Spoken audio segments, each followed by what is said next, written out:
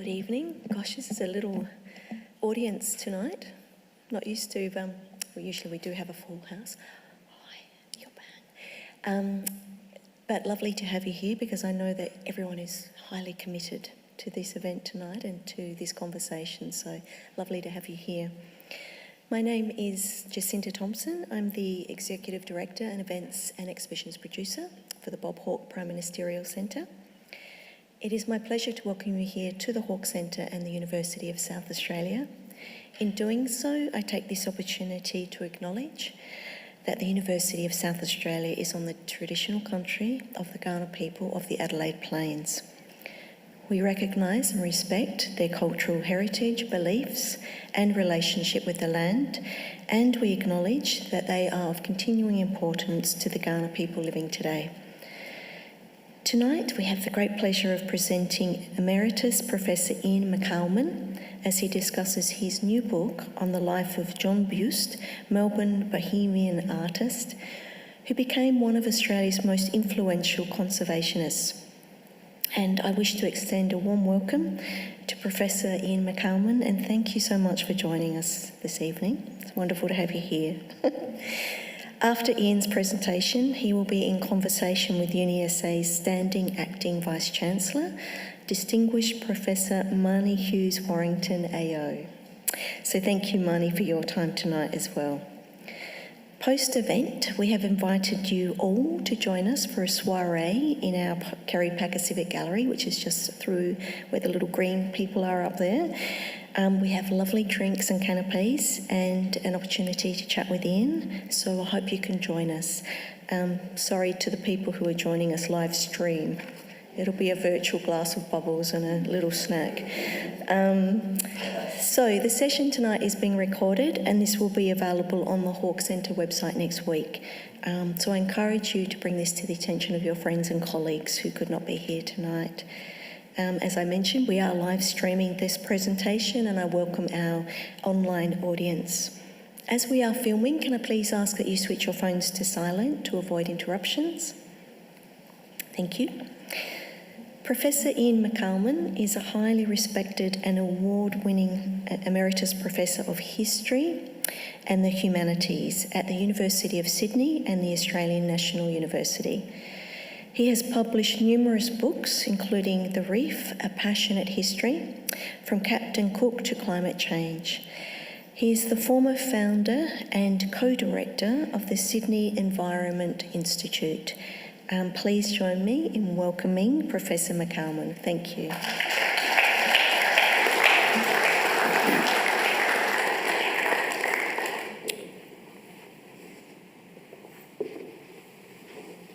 Well, thanks so much for coming. Cold out there, and I'm very touched that you have come. And thank you for your kind words. I'm just going to talk, give you a little summary, I guess, of the book, so that we can then get into the meat of it when we discuss. And I've called it John Busst, The Making of a Nature Warrior. Late in 1929, Horatio and Dolly Busst, the proud and wealthy Bendigo Catholic parents of John, aged 20, and Phyllis, aged 28, received a terrible shock when their two previously conscientious children suddenly dropped out of Melbourne University. Phyllis, considerably senior to her brother, was on the brink of completing her medical degree, and John had just switched from law to undertake a journalist degree and been offered a part-time cadetship with the Argus newspaper.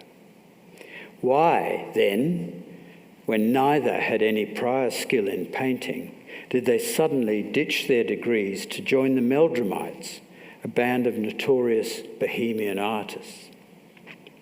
The answer was that Phyllis Busst had fallen under the spell of a charismatic young artist named Colin Colohan, he'd offered her a tantalising model by having earlier abandoned his own medical degree to become a leading and wealthy exponent of the tonal art system developed by Max Meldrum, a radical Scot. Max's distinctive system of painting suited beginners like the Busts because it was based on the democratic principle that anyone could be an artist, provided they learnt to capture the way that images strike the human eye. Colohan, too, was the leader of the bohemian Meldrumites who prized themselves on practicing a radically alternative way of life, and one that they also regarded as an art form in itself. By 1929, Phyllis had become one of Colohan's several mistresses, and she persuaded John to reject his dull university career and join her in acquiring her lover's lucrative art skills and daring sexual behaviours. But on the 3rd of November 1930, Colohan woke up to learn of the brutal overnight murder of Molly Dean, another young mistress. Realising that his curt treatment of her had forced her to walk home late at night via Melbourne's back streets and into the clutches of her killer, he felt deeply ashamed. So he decided as a result to move to Europe. And in 1932, he persuaded his pupils, John and Phyllis, to transfer their painting lessons to his friend Justus Jorgensen's new Queen Street art school. In practice, John was attracted less by Jorgensen's paintings than by his ambition to build a medieval-style artist colony in rural Eltham. Over the next 8 years, John became one of the leading creators of what is now the famed art centre of Montsalvat in Victoria. He learned how to build in Pise and adobe, to work with timber, stone, metal and glass, and to foster and to protect wild environments. Then, in 1936, Jorgensen, who was ever on the lookout for money, nagged John to reconnect with his wealthy, alienated father. However, this reconciliation led Horatio to restore both of his children's cancelled inheritances, which later gave them enough money to break free from Jorgensen's bossy grasp. In 1940, they thus moved to Queensland to help establish an entirely new tropical artist school on the remote Badara Island within the vast lagoon of the Great Barrier Reef. Here, John leased a few acres of land on which he built a beautiful adobe homestead overlooking Hernandia Bay with its white sand beaches, dense rainforest, and its own fringing coral reef. And now, settled at last, he was excited in 1945 to meet Len Webb, an intense young forester scientist engaged in collecting medicinal plants for the CSIRO. This encounter soon blossomed into a lifelong friendship, and Len taught John how to cherish both the scientific and the aesthetic properties of his tropical surrounds. In return, John taught Len a passion for drinking rum and listening to romantic poetry and wild music. A year later, John invited his longtime school and university friends, Harry and Zara Holt, to enjoy a honeymoon holiday on the Busst Island homestead. Harry, then a senior figure in the federal Liberal government, and Zara, a successful Melbourne dressmaker, were so smitten with Badara's exotic tropical flora and fauna that they became regular visitors thereafter. Every year they visited the Busts for 20 years. Adventurous Harry would develop into a passionate coral reef skin diver, and flamboyant Zara would eventually persuade her husband to buy a holiday house and rainforest only a few miles from the Busts. Yet Phyllis Busst was moving in an exactly opposite direction. Having urban tastes, she was suffering from the island's isolation and especially from John's increasing preoccupations with environment. So she persuaded him in 1948 to sell up some land to enable her to return to an independent life in Eltham. Deprived of his long-time companion and sister, John grew so lonely that the Holts decided in 1950 to cheer him up by organising an exhibition of his art in Melbourne. This proved only moderately successful, but had the happy result of introducing him to Alison Shaw Fitchett, a simpatico woman from the Western District who shared his age, his tropical tastes, and his wicked sense of humour. They were married in Cairns on the 8th of July 1950 and settled quickly into a comfortable, companionate relationship. Well, John and Ali, as she liked to call herself, their decision in 1957 to purchase rainforest and move to Bingil Bay on the mainland was driven by Badara Island's increasing invasions of nosy tourists and noisy motorboats. Yet on the night of their arrival at Bingil Bay, they were shocked to learn that the army was about to seize a beautiful rain-covered mountain overlooking their house site in order to test toxic weapon systems. Though John was busy for the next few years building a superb new cyclone-proof homestead, one of the first in the country, and a garden overlooking the Coral Sea, he took up an offer in 1962 from his forester friends, Len Webb and Jeff Tracy, to teach him the principles of rainforest ecology so that he could fight the army. These two scientists were now running a small CSIRO rainforest centre in Brisbane and had come to see themselves as revolutionaries who needed to halt the destruction of Queensland's unique Gondwana-era rainforests by sugarcane farmers, cattle ranchers, urban developers, and now military warriors. Fortunately, his friends' potent ecology lessons unleashed in John Busst a passionate life mission to save Queensland's lowland rainforests, and goaded him also to ask his old friend Harry Holt, now Australia's Prime Minister, to help stop the army's devastations. Always quick to act, John created a bogus local Tropical Rainforest Preservation Committee consisting of two people, John, the President, and Alison, the Secretary. They then dispatched 50 letters to influential scientists, politicians, and forest officials, calling for an urgent scientific survey of these imperiled rainforests. John then persuaded the CSIRO to appoint Len Webb to undertake a pioneering survey to identify 20 potential rainforest reserves.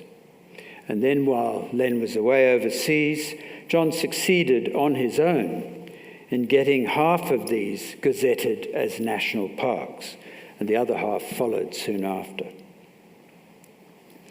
In the process, though, John accrued definite evidence that the army was secretly using rare, endangered rainforest to test the toxic deforestation powers of Agent Orange for use by Australia and its allies in the Vietnam War. Some rich rainforest areas had already been obliterated, including one that threatened Innisfail's water supply, leading the locals to complain that they now lived in Agent Orange Town. Still, John's and Harry's persistent investigations eventually forced the army to cease both their defoliant testing and their reckless rainforest grabs. But on the 8th of August 1967, John and Alison learnt of a new threat. A young sugarcane entrepreneur had filed an application to dredge 84 acres of limestone from nearby Ellison Reef, which he claimed was dead and should therefore be turned into sugarcane fertiliser. Having lived for years opposite a fringing reef on Badara Island, John knew that coral reefs always contained both living and dead species. Yet when he attempted to get the scientific support to oppose this application, he was shocked to find that Queensland's marine geologists favoured what they called the controlled exploitation of barrier reef resources, including a future aspiration to mine it for oil. John scornfully compared this to knocking down the Taj Mahal building in India in order to make road gravel. Worse still, the local mining warden refused any of John's arguments about mining the Allison Reef because he was not a credentialed scientist. John did, however, manage to squeak an adjournment for another court hearing. Fortunately, John had just established a new Innisfail branch of the famed Brisbane poet Judith Wright's Wildlife Preservation Society, and she suggested to him to get help from a group of young marine scientists belonging to the Queensland Littoral Society. These were students, and they instantly agreed to undertake an underwater survey, provided that John organised and financed all the costs and the necessary logistics. This he did. And in November 1967, the students reported to the mining warden that Ellison Reef had contained 190 fish species, 80 coral species, and 60 mollusk species. And it remains a live reef to this day. I've dived on it 3 times. Incidentally, they had already brought bulldozers in and taken large chunks out of it.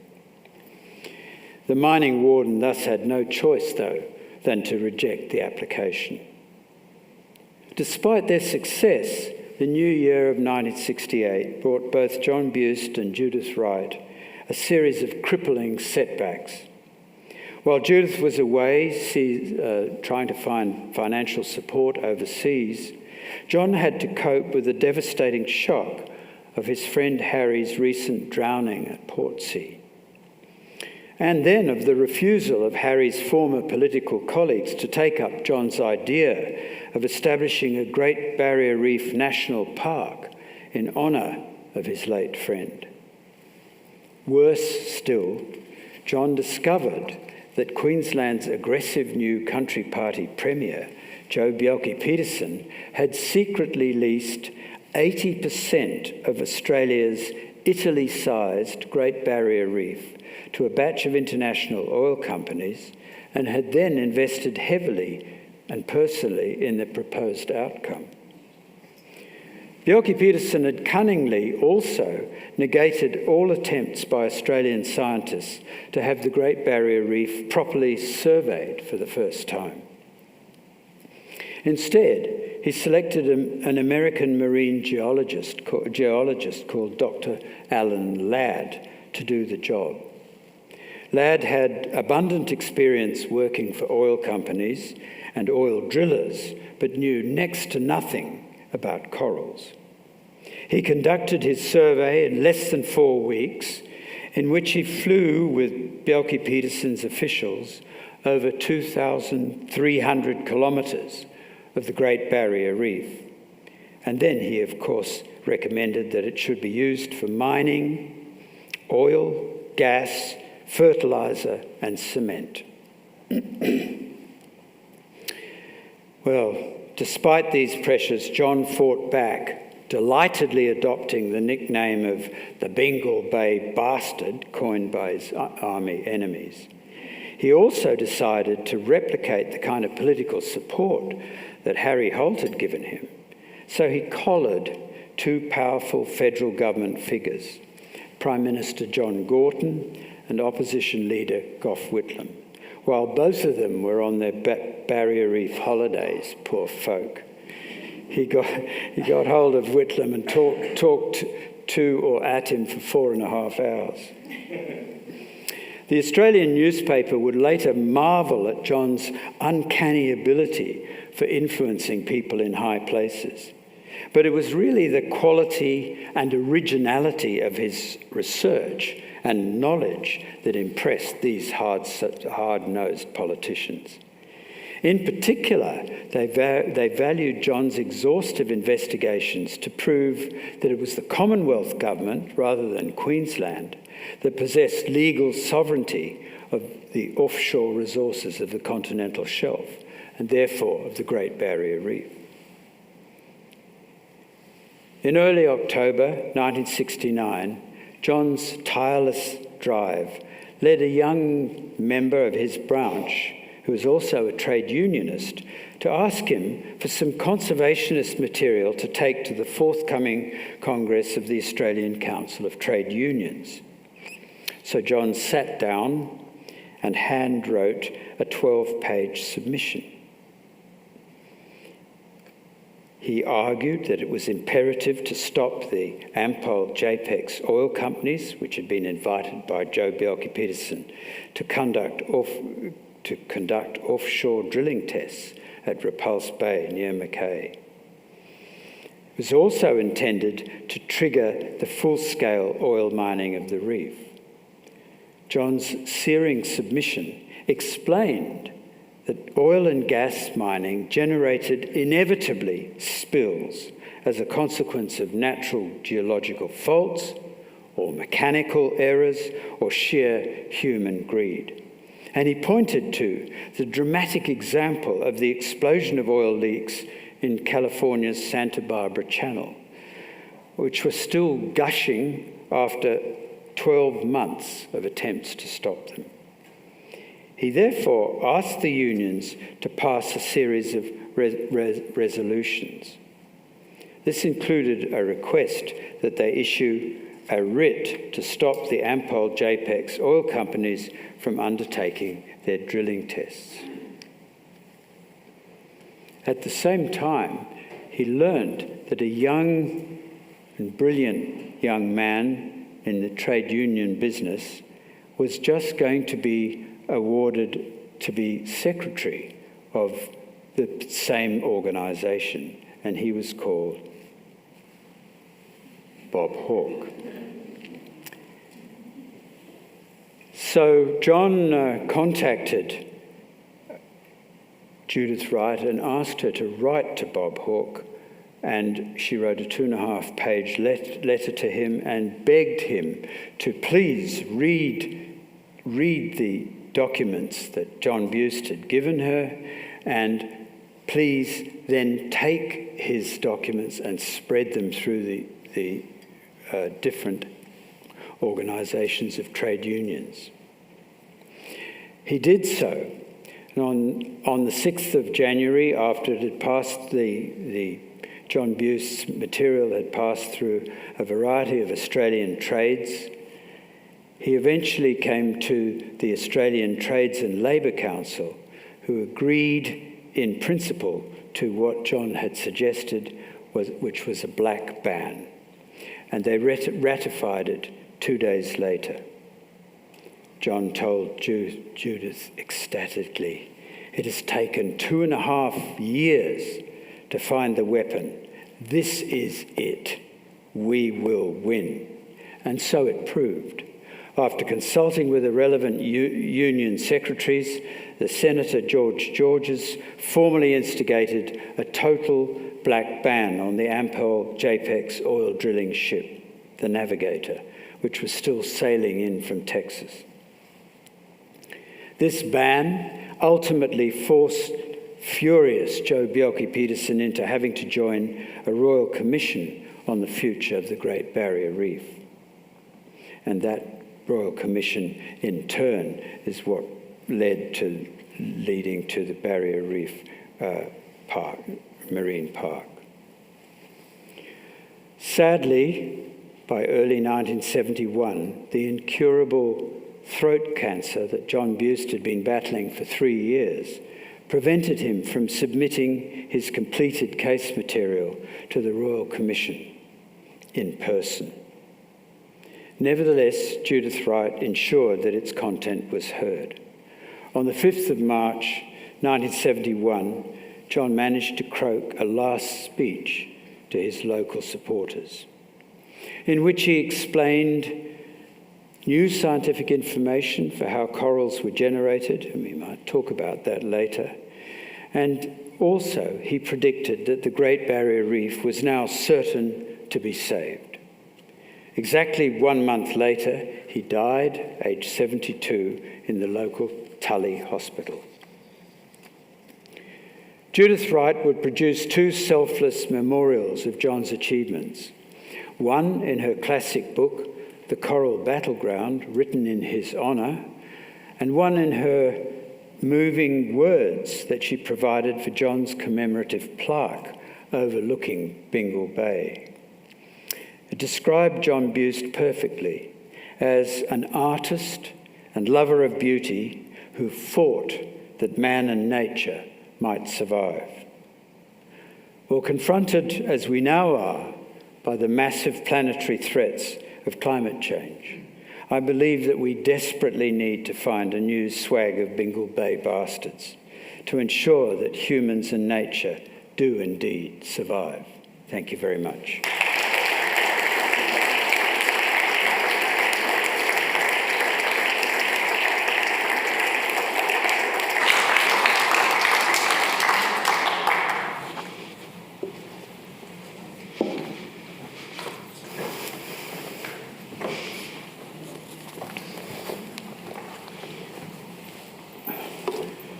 Good evening.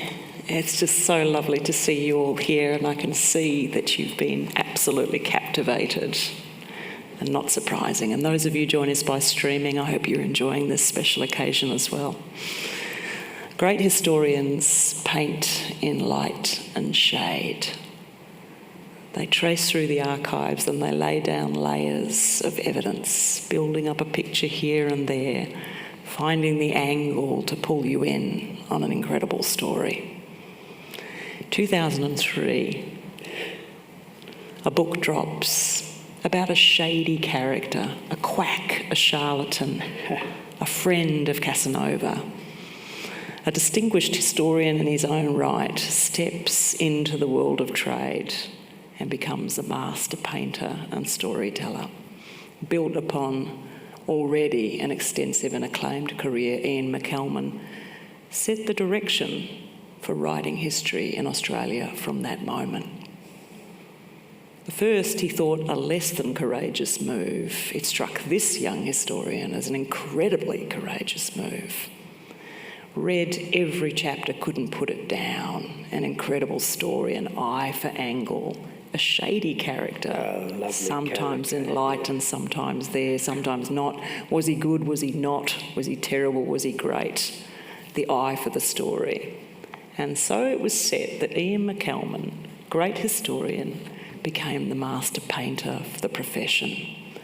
And a couple of decades later, you can see the evidence of his impact in the number of historians now that write both for trade and for university presses. And in fact, testimony to his impact is the number of historians that have won history prizes in this country and internationally through trade presses. You've demonstrated to us that it is great to be a great historian and a great storyteller. And Hayden White, the theoretician, always said, we tell great stories because we have an ethical purpose. We say what we think the world ought to be when we talk about the past. And you do that. So welcome, Iain. It's an incredible privilege for me to be sitting.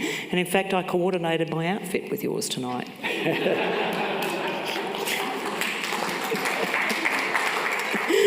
It was quite by accident, but I thought royal purple was the way to greet royalty in the profession. So thank you so much for your beautiful telling of the story. And I want to kick off and say he's such an interesting character. I didn't know anything about John Busst. I wasn't even sure whether I should call him John Busst or John Busst because he added the umlaut himself, yes, which is lovely. What a cheeky thing to do. Really beautiful thing to do. And you find this extraordinary person. Over your career, you've written about a dodgy Count Cagliostro. You then start telling us about evidence and fact. You write a history of Newgate Prison. You then write this beautiful book on the Barrier Reef. And then you find this extraordinary story and start telling us. So I want to start off by looking at one of the characters that comes into view, Harry Holt. Harold Holt. There's a moment you're describing him skin diving in the ocean and you hold your breath. You say, "Get out of the water, mate. It's not going to go well." The way you describe him being a daredevil in the water, you hold your breath. How important is John Bust's relationship with Harold Holt to this story, this history that you've told?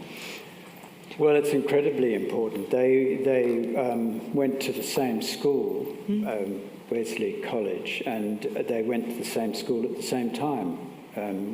I think that John Busst was a year younger, but from 10 they were together in that particular school. And they bonded tremendously closely. And I think that it was a particularly important relationship for Harry because he, unlike John Busst, did not have a stable background. His mother had died when he was very early, when he was very young, and his father just didn't give a damn for him. So he was a lonely and sad boy who I think managed to make the headmaster a kind of father figure, and John Busst a brother figure. And these two boys connected and continued right through into university. It looked as though John Busst was going to be a lawyer, and then perhaps, go into politics like his friend. Instead, he drops out and becomes a bohemian artist. And so there you go. So they part, but not for long. And the moment, I think, where things change again is when Harold Holt marries Zara, which is in 1946, and they're invited by the Busts to come over to where they are on Badara Island and have a holiday. And they come over and they absolutely fall in love with far north Queensland, with its exotic, beautiful place, and its incredible sorts of plants and its incredible flora and fauna, and even its wonderful way of life, in the Busst case, which was just lying around and occasionally collecting some fish. Anyway, the net result was that the Holts went every year to stay with them. And they had this, again, very, very bonded relationship. And as a result, the Holts became completely committed to, just as committed as John, to the rainforest and the reef. So it was no surprise, really, that when John finally decides he's going to have to tap his friend, who's now the Prime Minister, on the shoulder and say, "Listen, mate." Well, he used to call him Cock. Say, "Listen, Cock, what you've got to do here is you've got to fix up the Barrier Reef, and you know that these bastards from the army are blowing up the whole." So this is the kind of thing that, and it was almost inevitable that Harry responded and saved a number of John's perilous activities as a result. But I do think the one thing I would say about in protection of John, a wild man that he was, is that he was very conscious of not embarrassing his friend. He knew he had to, in a sense, hide the intensity of their relationship. And so what he tended to do was to use other kinds of front people, and he'd feed the information through so that nobody ever accused him of doing work for John. But but he did. And up until his death, he had a major influence on John, and even after his death, actually.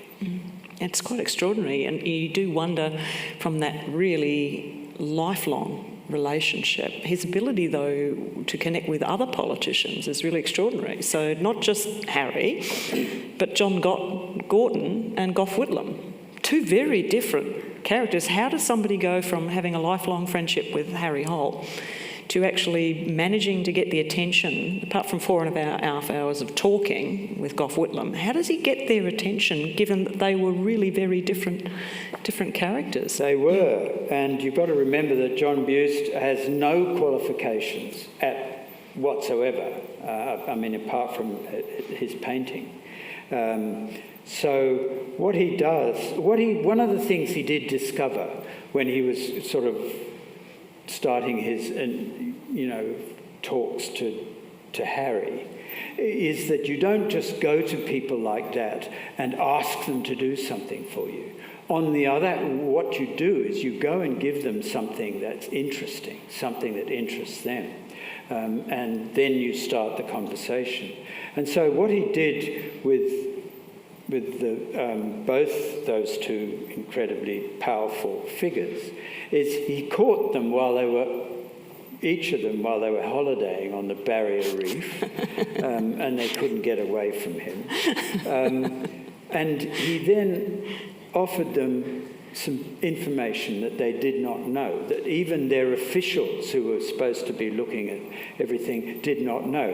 One of them was that Bjelke-Petersen has 80% of this barrier reef the size of Italy has been given away to become an oil mixture, That was one thing they had not heard of. And the other thing was this claim that was being made more and more by Bjelke-Petersen and others that reefs were dead, because they'd find some dead specimens and they'd say the reef was dead. And he pointed out that every reef has both dead and life parts to it. And that's part of the whole way in which reefs grow. And so those two pieces of information were really very revealing to both those people. And then the next thing, and I think the last thing he did that cemented their relationship, is he said, look, I'm going to give you information about this. I promise you I know what's going on. I'll give it to you. But I'm going to give it to both of them. They weren't together. He said, I'm going to give it to both of you two, because I know, you're not on the same side in politics, but this is too important. Saving the barrier reef is too important. We've got to stop big little bickering. And they really acknowledged that. And they kept that. They kept that relationship, which it seems almost unimaginable today, doesn't it? Yeah. It's just extraordinary. I mean, you just think about it and you think all the places you'd want to take John Busst, to the Coorong, to show him the Ediacaran fossil beds in Nilpena, the new fossil national park up in the Flinders, through the samphire flats on the York Peninsula, into the sugar gums around Barabara. Yes. As you read this and this evocation of place and how important it is to be in the place that you're in, and this beautiful Ghana country we're sitting in, you just think, to have that tie to a place is such a privilege, and to have that basis to bring people in via the beauty. Yes. And just the profoundness of that. Yes. I remember that word learning to hike in Tassie and just thinking over and over again, the places we are such a privilege to be in the deep time we're in. So you can see why he might have had the opportunity to get their attention. Yes. Because you can write a paper, but to bring a person to a place and show them that beautiful place, they see it, it's right there in your hands. Exactly. I think he'd be excited by the spider crabs at the moment in Coffin Bay as well, to be honest with you. They're having a big gathering at the moment, lots of spider crabs, if you're into that. There's another PM that comes into view. This book is full of prime ministers. Yes. Right? Yes, it's really extraordinary. So let's come to the Bob Hawke. Bob Hawke, yeah. So it is interesting with Bob Hawke. It's a fascinating story, and really the enormous importance of Bob Hawke in saving the Great Barrier Reef has not been, I've never seen it discussed.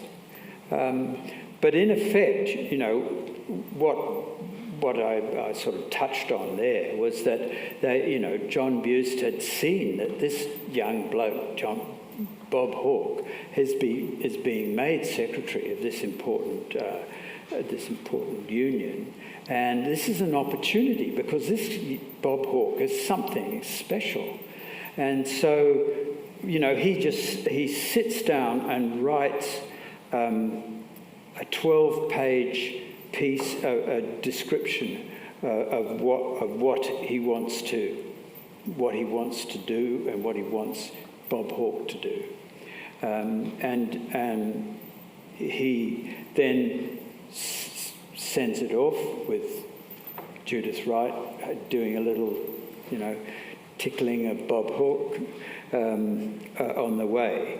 With a beautiful two-page thing describing for him why it's important to listen to what John Busst has said. And Hawke takes it up. And the first thing he does is he immediately takes the submission that John Busst called, this 12-page submission. It's amazing. He did it overnight. It's done in ink, pen. And he takes it first acknowledges it, that he agrees with it, and he agrees with one of its propositions, which is that you're going to have to use a black band. Anyway, he goes first to a union which has a number of people who work in the Barrier Reef.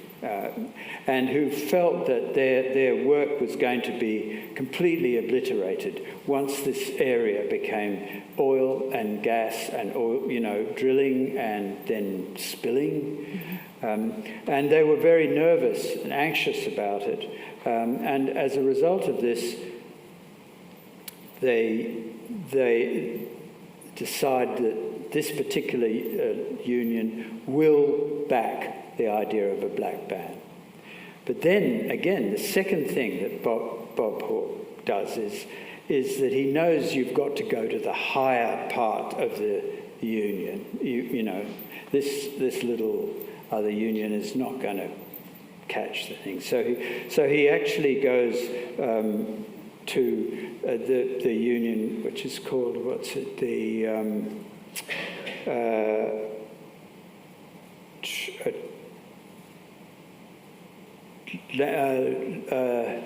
I'm just trying to remember what the union is. Anyway, it is the union that looks after the entire notion of the way in which you operate in that world. And one of its important capacities was it was the only union which can instigate more than one black band, because they decided that there's going to have to be more than one black band used. And that the two union secretaries get together. Both of them are very powerful characters. They're also extremely opposed to Joh Bjelke-Petersen. And they agree that they will, in fact, put out a black band to stop this oil drilling testing that's going to take place around Mackay. And the whole idea of this with Bjelke-Petersen is once you do the test drilling, you immediately open up the whole of the area for oil drilling, and these drillers were all waiting. And so what they did was they decided to do it through George Georges, who's a senator, yeah. And he sent a telegram over to the Ampol JPEX, which was the union that was, the oil company, which was sending out a big oil drilling boat, which was going to come and do the drilling. And they sends out this, and he says, if you come here, we will black ban you. We'll black ban your products, we'll black ban your food, everything else you will have to stop. And they give up. And the net result is that Bjelke Petersen is absolutely furious. He's been stopped. He's incidentally put 500,000 contributions that were going to come back to him. So he has to actually then confront John Gorton, who said, we are going to have a Royal Commission into the future of the reef. And Bjelke Petersen has to do that. And that Royal Commission would become the source of eventually the marine, the great marine creation that is today's Barrier Reef. And what I would say then was that John Busst provided the ammunition, and it was Bob Hawke who pulled the trigger. It's extraordinary, isn't it? That's how it happened. It's a really novel insight, because I know that students in schools now are taught about the black bands, and the most familiar case would be the rocks in Sydney. People are very familiar with the protection of that. People walk through and take that for granted now, but to see Hawke at play, when you have the privilege of being associated with the Hawke Centre and you ask people about Hawke, you get so many different examples of things he's done. But this is just a lovely, lovely example of a story that I hadn't heard. And it's just great, because we're familiar. When you think of Hawke, you think of so many things, often later in his career, and this is one, a contribution he makes. It's a very, very major one, very major one, right, for which he should be, there's a story in a book in it itself. Oh, there you go. There's another book. We were saying before that historians, a bit like Heathrow, they've got one book that's just landed. There's one coming into land. There's another one off on the horizon. And then there's the dream one. Sometimes they crash. But there's always one on the horizon, isn't there? And you're always thinking about the next one. You're always thinking the next one's going to come, the next one's going to come. Now, it's interesting, because you can read the book and you can read it as kind of an interesting political history of Australia at that time, which is really wonderful. But the risk of that is that you lose sight of Busst himself. Yes. And he's pivotal to the story. He's kind of, in a way, the glue in all of this, which is quite remarkable. So I'm really curious to know, this person who's doing a law degree drops out, he becomes a bohemian artist, he's never painted before in his life. And then he ends up in Bandara Island. And I'm just really wondering, what's the connection between what he's doing in Melbourne and what he's doing in Queensland? I mean, is that a complete break in his life? Are they connected between? What's the connection for us? It's a gradual process, I think. I've described how, in the book, just briefly, how, even at school, when the headmaster was very, very fond of going out into the bush and teaching the young kids about the importance and beauty of nature. So they were touched in this way. But I think that what really, the fundamental change that gradually occurs in John Busst begins really when he goes and builds at Montsalvat. And then from Montsalvat, having really come close to being the greatest builder of Montsalvat, he then goes and builds this mud brick house, a glorious mud brick house, almost completely on his own, without power, without any fancy new tools. And in order to do that, and I did it myself. In 1970, I went and built a mud brick house without any power in the Beechworth area. And I found I had to really understand the earth and to find the right kind of work with the earth to build the bricks. I had to learn how to build those bricks. I had to go with rangers into the bush who would find for me the kind of tree to cut down that will keep the posts for the roof. and then I would have to dig a well, find the water, and I would also have to grow the food and adapt to the environment around Beechwood. And as a result of that, that's what trips me into becoming interested in environmental stuff and ending up, running an environmental centre.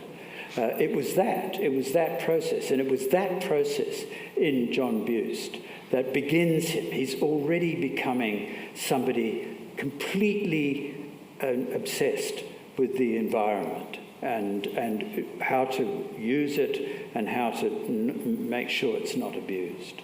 That's extraordinary. I didn't know that you'd built a mud brick house. It's kind of like, you'd done the research for the book way back there, understood the labours of it. It's a bit of a hippie story. So that's all right, that's all right. But also Busst himself, you said when you describe beautifully in the book, he creates furniture out of bamboo as well. Just gorgeous. Crafting he builds everything. all his own furniture, everything.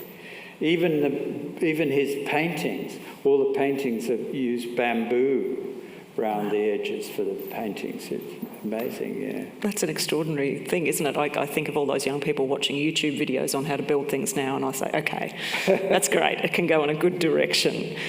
So it's really, one of the things you have as an obligation as an historian, when you focus in on something, you nurture the story around someone. And sometimes the people that you tell stories about are not very nice. They do terrible things. That's true. But in this case, this is a person that's acted way beyond himself and saved something for all of us. It's an extraordinary, when you read the story, you forget so easily how hard fought it was to protect the Barrier Reef. So, I'm really, you read it and you're just overjoyed at the outcome, but you're also sad that John himself didn't see that outcome. And a bit sad that John himself has been a bit in the shadows on this. So why has he been so in those shadows? There's been a lot of respect paid for him by Judith Wright and other people around his contribution.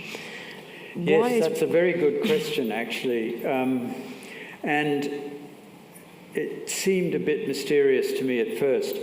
I think what explains it is the timing, is that he died just before the decision was made. It had already been, as it were, put into place, but he died during the time of the Royal Commission.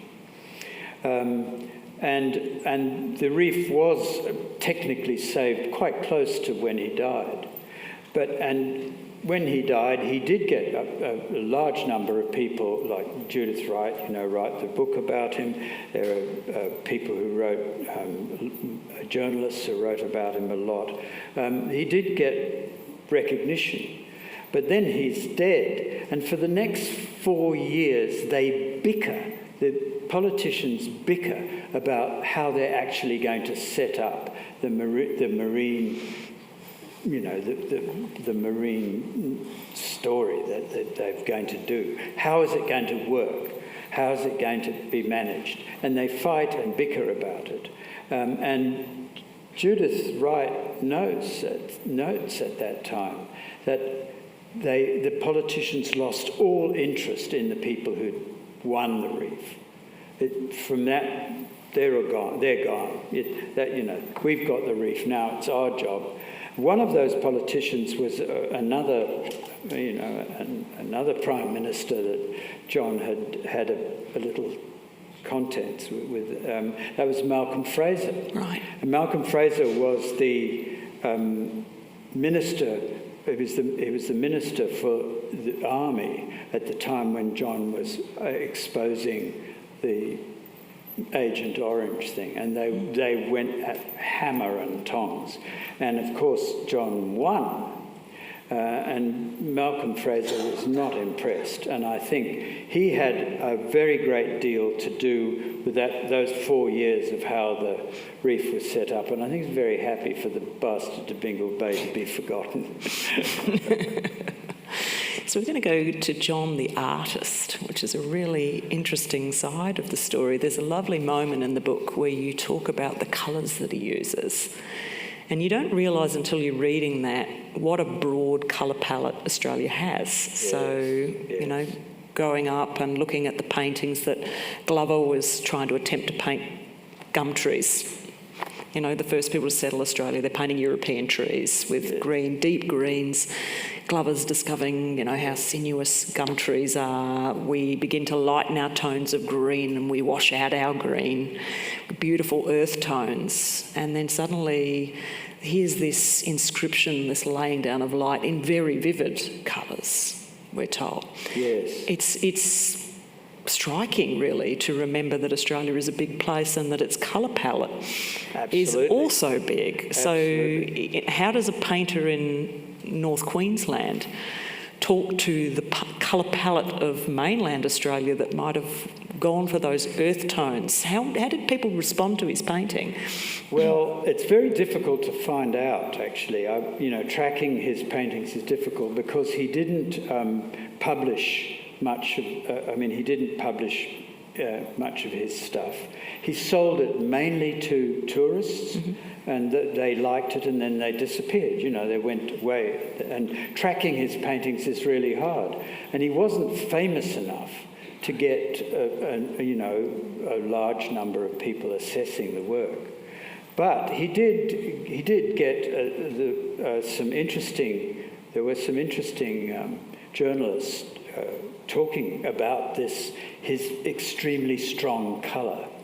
And he says in response, he said, look, my favourite artist is Gauguin, and he and I, he said, who have both been accused of having far too strong coloration in our work, the density of the sea, the red earth, all that. And he said, but it's exactly what the tropics is like. And he said these people who looked at my paintings all came from the south. They'd never been up to the north. They had no idea what the north was like. So that was the case he was making was really that he and Gauguin painted as they saw it, painted as they felt it. And as a matter of fact, I went to the great big Gauguin exhibition, which is on at Melbourne, on in Canberra, and do go to it. It's incredible. It's the biggest exhibition there's ever been on Gauguin. And at the end of that, I thought, John's right. John's right. This is a world. This is the world of the Pacific that's been created for us by this man. And it does seem incredibly colourful and exotic, because it is.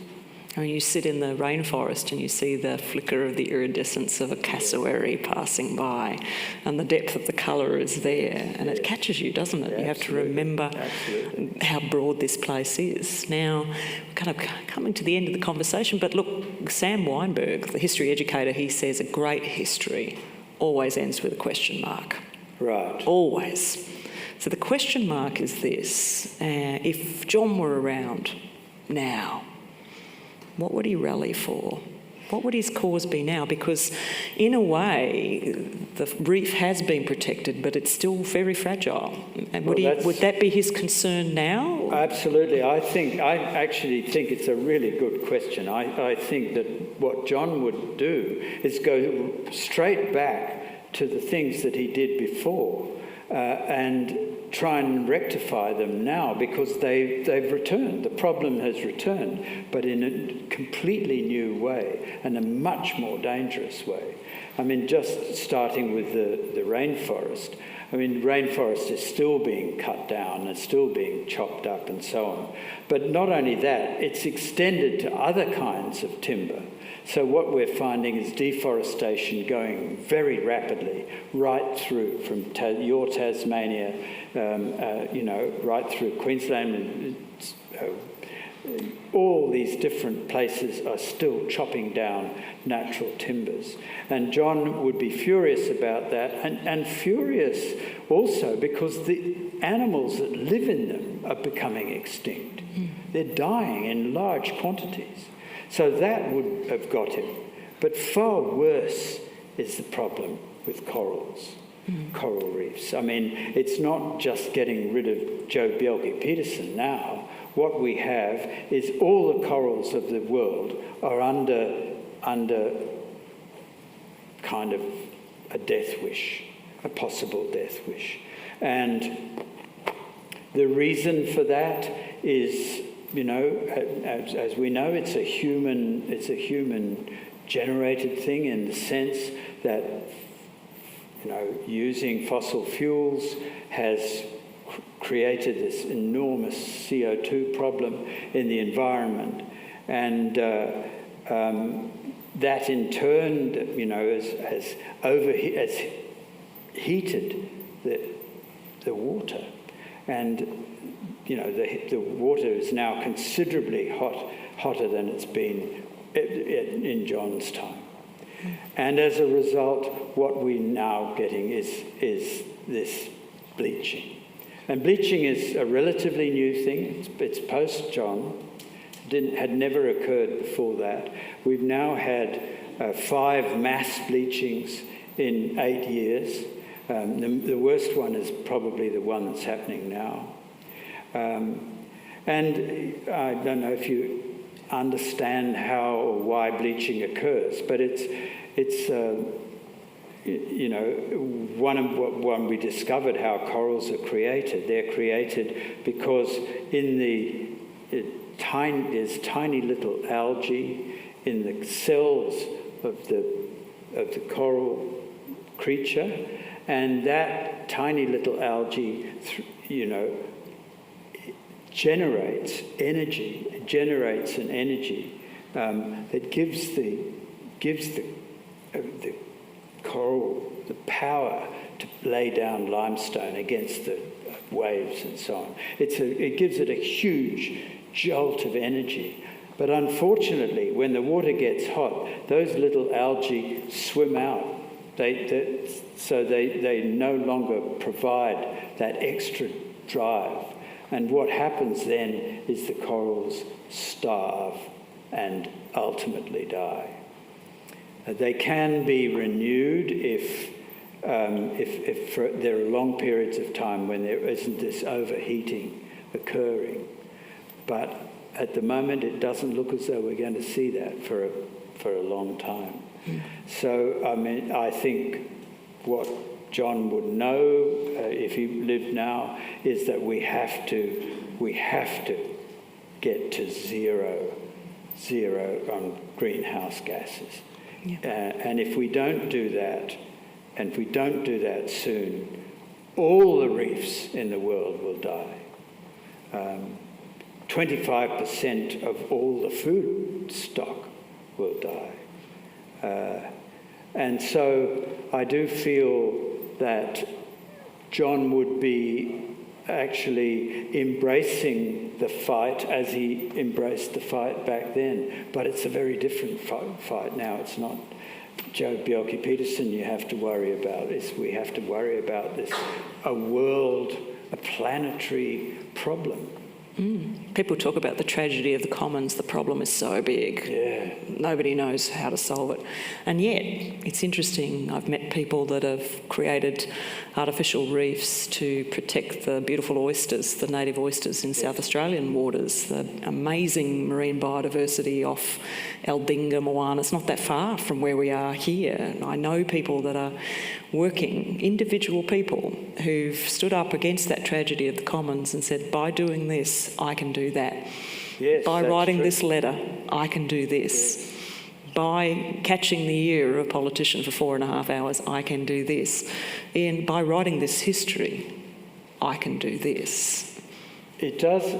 He gives us an example of an ordinary person. I mean, he is extraordinary in his energy and in his generosity of soul, really. Everybody liked him, you know, whether you were a toff or whether you were a person without any education. Kids loved him. He never had any kids. He adored kids.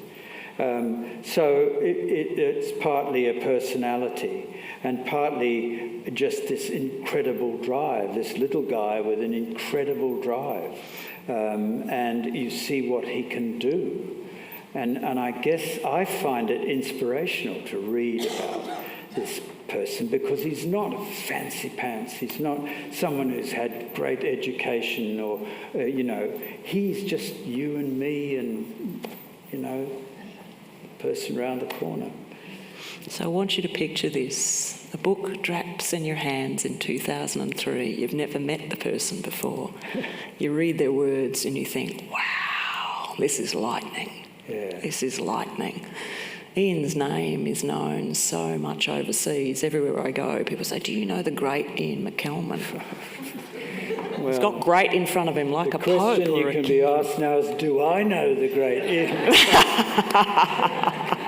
77 years old, it's not the same. Still rocking strong, don't you think? I think we should acknowledge that, don't you think?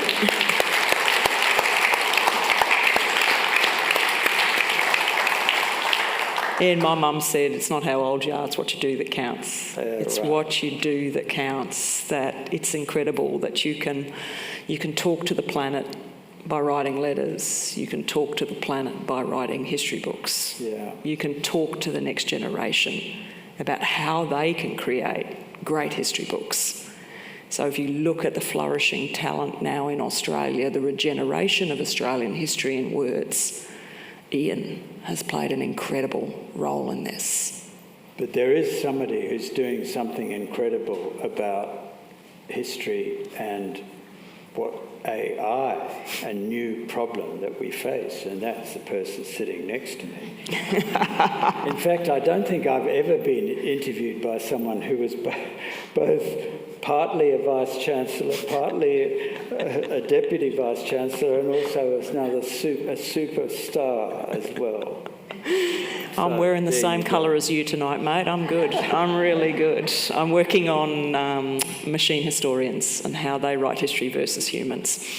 And what it gives you an insight into is when you read books by great historians, you realise just how phenomenal they are. Not just the crafting of the light of the story, the archival effort that goes into them, but the way they tug you into a place and remind you sometimes the world you're going into are very different to the one that you're on. So the count that you recounted, very different person.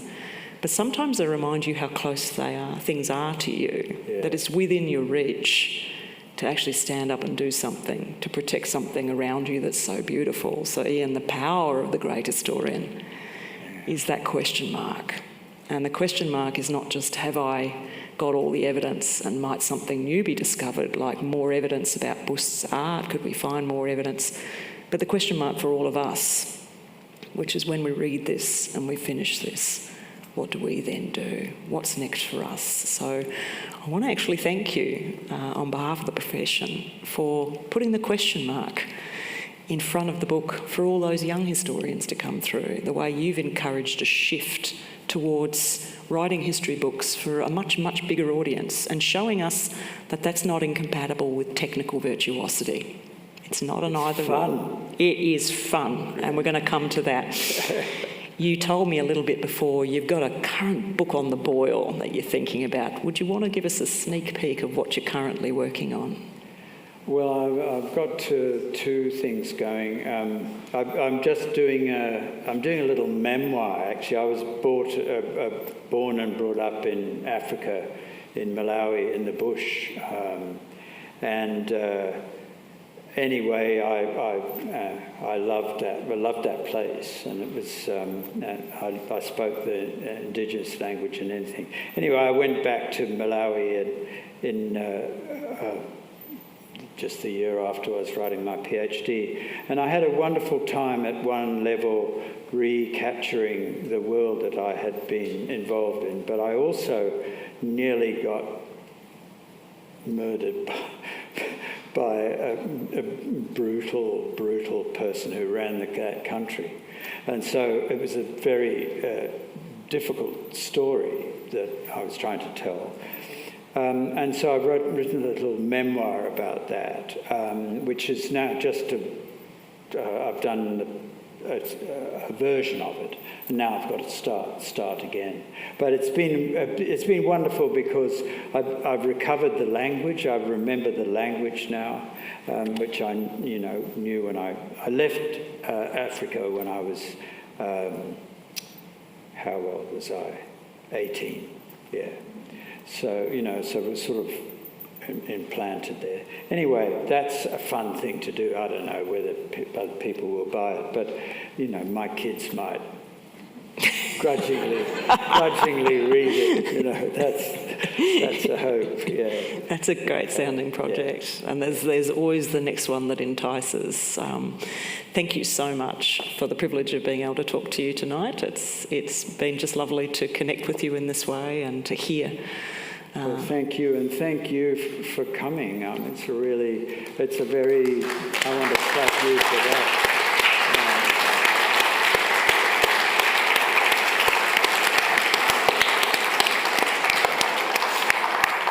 Takes quite some effort in the middle of the cold weather and to come out here to talk about tropical reefs as well. That's kind of, So thank you both, Iain and Marnie, for a wonderful conversation.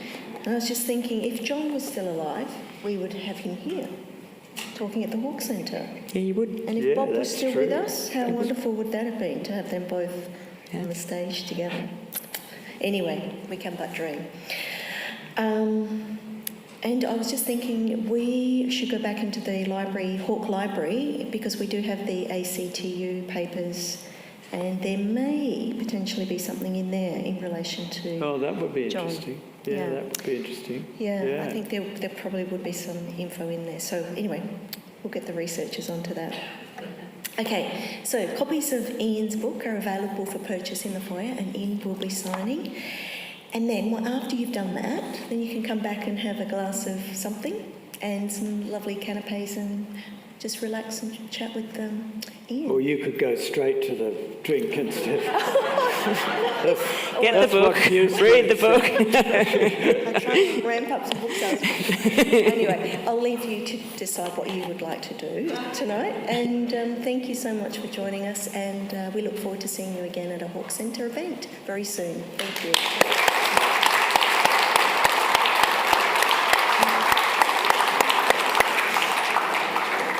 There we go.